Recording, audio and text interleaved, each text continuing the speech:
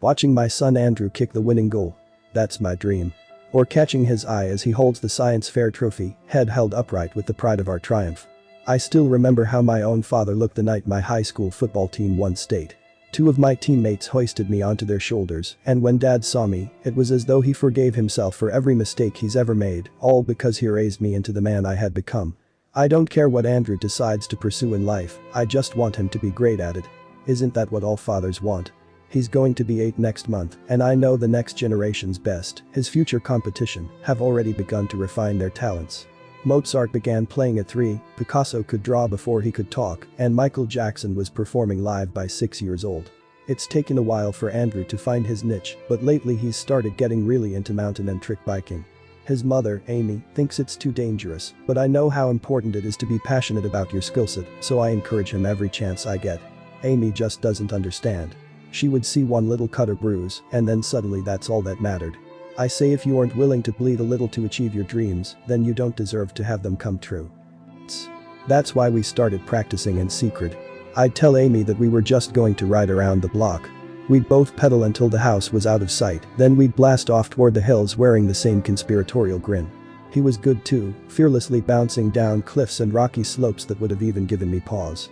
Every day he came home a little stronger and a little more confident than the day before. Every day I knew it was worth all the exhaustion and sneaking around because he was going to be the best and I was going to be the one who made it happen. That is, until the day when it wasn't worth it anymore. We'd just gotten home from a trick competition at the skate park, although it was hardly fair since Andrew was still 8 and all the other kids were teenagers. Andrew slipped up while trying a nose wheelie and was disqualified before even getting to show off what he'd been practicing.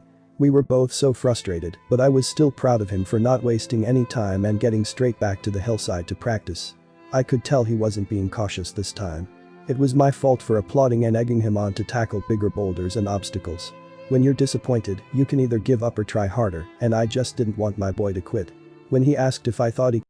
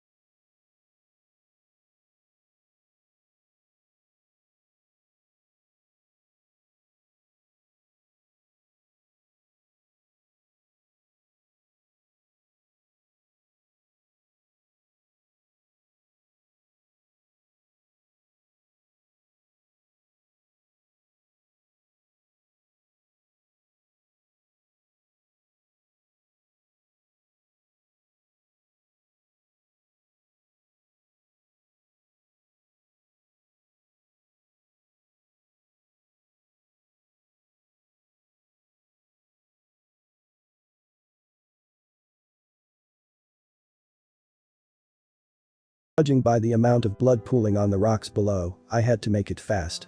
I could go down the treacherous slope and lift my son into my arms. I could drag him to the hospital, burning through my energy and savings in the vain fight toward a subnormal life. I could explain to Amy that I had lied to her and that it was my fault that our life would never be the same. And if after all that Andrew were still to die, then I know she would leave me and I would have nothing left. Don't worry, Dad. We're going to win next time. I promise. Or I could turn around and leave with what? Watching him race up and down the hills, the answer was obvious. I could turn around and leave with my son, and none of this will have ever happened. I'll be right there, I said. First one home gets ice cream for dinner. Climbing up the hill after my son, it wasn't as hard as I thought it would be. It was abject relief to see his beaming face waiting for me at the top. The only hard part was when I had already lost sight of the ravine and was headed home, only to hear a voice dissipating on the wind behind me. "Please don't go. I need you, Dad." I gripped my son's hand, my new son, and held on tight all the way home. For the next few weeks, I wouldn't let Andrew out of my sight. I drove him to school instead of letting him take the bus. I picked him up for lunch, then again when school got out, taking him to his favorite places and spending all of my time helping him practice. I was trying my best to be a good father and trying even harder not to think about what that meant. I thought about going back to the ravine to at least bury the body, but every time I began to work up enough courage to face that broken corpse, my new son seemed to appear wanting to spend time with me. By the end of the first month, life had gone back to normal, and it was like nothing ever happened. The new Andrew was identical to the old, even sharing the same memories and habits and everything. By the second month, I'd even forgotten that horrible day ever passed, although sometimes the echo of those words being torn by the wind still slip into my brain as I lay down to sleep at night. "I need you, Dad." But I was a good father. I did everything for my boy, and I knew he was going to repay me by becoming the best biker the world had ever seen. It wasn't until Andrew was 12 years old when I began to notice behavioral anomalies that I couldn't explain. But surely the real Andrew, I mean the old Andrew, he would have had his own changes by this age. I tried to tell myself that he was just starting to go through puberty, but even Amy began to feel that something wasn't right. "Do you know what I caught Andrew doing last night?" She told me one morning over breakfast. "He's going to be a teenager soon." "I'm sure I don't want to know." "He was eating a bug," she declared. "A big shiny cockroach. Just munching it right up, looking as proud as a kitty cat who caught his first mouse." Then there was the rustling outside our window late at night. A dozen separate occasions I must have heard it, like someone was in the bushes watching us. Amy wanted me to check it out, but I just kept imagining Andrew running through the field like a wild creature, biting the heads off animals or digging up worms. I think I was happier not knowing. It wasn't just that either. Some nights we'd catch him awake at 4 in the morning, face an inch from the mirror, just staring at himself and giggling. Another time he had a butterfly knife, God knows where he got it, and was peeling away the skin on the back of his hand. He'd exposed a strip of bloody muscle and tendons running all the way from the tip of his finger running halfway up his forearm. I took the knife away and demanded what he was doing, but all he said was, "Just curious what goes on under there, Dad." He grinned when he said Dad, stressing the word like it was our shared secret. Neither of us had ever mentioned that day on the hillside, but it felt like he not only remembered, but was actively using it to blackmail me. The worst was when he was trying to get something out of me, like when he decided he needed a laptop. I told him to wait for his birthday and turned to leave, but then he replied with, "Please don't go. I need you, Dad." Those words were burned into my subconscious like a trigger. Whenever he said it, I couldn't even look him in the eye. I'd just cave and give him what he wanted. It's not because he was the boss of me or anything.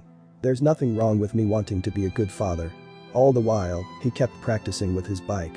He was the best I'd ever seen, and anyone who saw him swore the same. He refused to participate in anything big because he wasn't ready yet, but he blew all the local competitions and knew one. People started coming from miles around to watch him perform, and as soon as they found out I was his father, I'd have a dozen hands clapping me on my back or offering me a beer. "You must be so proud of him," they'd all say. Of course I am. He's my son. This coming weekend is going to be his biggest one yet. Some YouTube personality will be recording the whole thing, and I know the second the world sees what my boy can do, he'll be too big to ever put back in a box. I tried to warn him about how things will change after that, but he wouldn't listen to me. "Isn't this what you wanted?" he asked. He sat down on his bed, giving me a look of wide-eyed, blameless sincerity, as though he was a perfect angel sent here to bless my life. "Bullshit act. Don't pretend you know what I want," I told him. I was sick of that grin he always wore. "You go if you want to, but you're going alone. I don't want any part in this media circus." I turned to leave, trying to get out of his room quick enough before he said, "Please don't go. I need you, Dad." I don't know why, but that time it really got to me. It wasn't just a little kid trying to get away with something. This was an active taunt, manipulation of the highest degree. I thundered back around to face him, hoping to put my foot down and re-establish myself as the authority figure. "If I ever hear you say that again, I'm going to beat your ass until what?" he interrupted. "Until I'm as broken as he was." My breath caught as though someone had reached down my throat and grabbed it from the inside. He's never spoken of the other Andrew before. I'd hoped to God he never would. My hands involuntarily clenched into fists, so tight I could feel my muscles trembling all the way up my shoulder.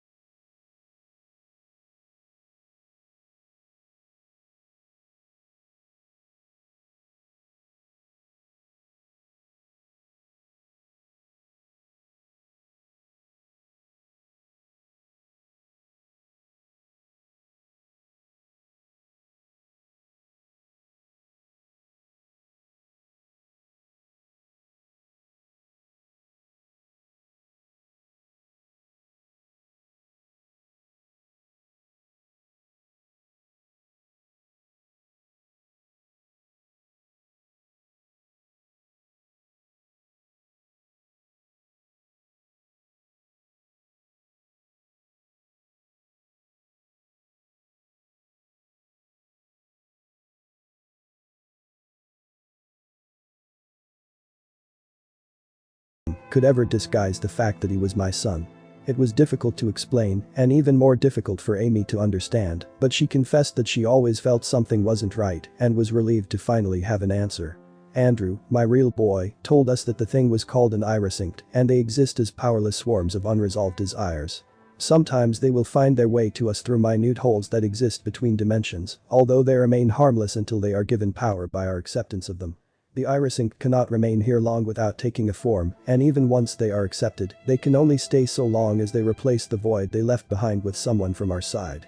When I took the creature home as my son, I gave it the strength to banish my true son to the other side, although the recounting of his journey there is another story altogether. The real Andrew had managed to return 4 months ago, watching us from the bushes and protecting us against the irosync. When I asked why he didn't reveal himself sooner, he said he was waiting for the time when he knew I would accept him as my son. To come back to us after what I had done to him after everything he's been through pride does not even begin to approach the admiration I feel for him. He wouldn't stay with us long though, saying there are more of the irosync leaking through at an increasing rate. Barely a teenager and already deformed from his injuries and his trials spent on the other side, Andrew is going to keep fighting them. And he's going to be the best there ever was. I watched him go early this morning. I didn't want him to leave, but I know I had no right to speak the words in my heart. Please don't go. I need you, son. It was my story. Thank you to hear my story. I would like to request you for more stories. Please subscribe my channel and press the bell icon so you will get the notification of new video. If you have any question or your opinion, please let me know in comments below. Thank you.